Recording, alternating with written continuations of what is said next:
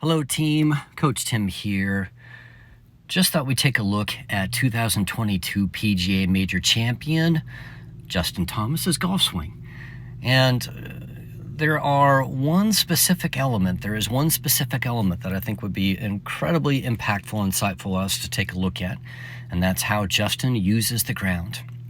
He uses the ground in an incredible manner that allows him to create additional speeds and accelerate his golf club more on the downswing by using vertical forces.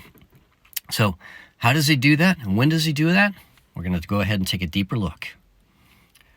So Justin does this basically in a couple different places. I want you to notice how almost immediately Justin's head starts to move down.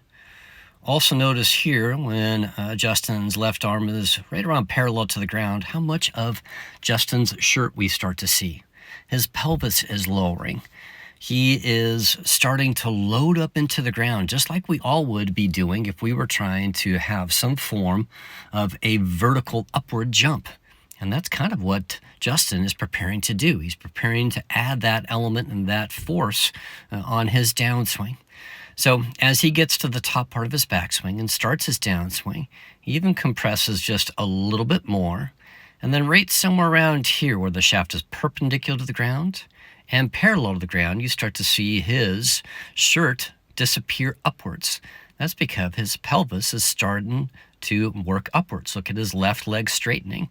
Look at his left leg here straightening so much, and with so much force, he's actually jumping up off of the ground. That is an incredible accelerating movement to the golf club's downward motion.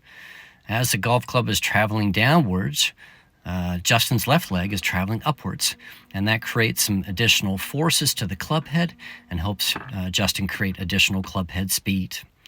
Now, this is something that we all should potentially try and create into our golf swing. 1 extra mile an hour for a driver can equate up to 3 additional yards.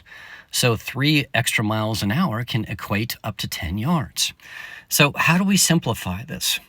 We need to have some kind of a downward compression move at some point throughout our golf swing. Justin does it on his backswing. Some golfers do it during the transition from backswing to downswing. Wherever you do it, make sure you do it, and then start the upward pressing up sequence, the jumping sequence, somewhere between the shaft being perpendicular to the ground and somewhere between the shaft being parallel to the ground, and you will maximize your ability to create some additional club head speed and hopefully hit some of the longest drives of the summer. So give that a little bit of a go, and hopefully you'll see a much better driver performance, and hopefully you'll see yourself launching some drives farther than you ever have in your lifetime. Best of luck.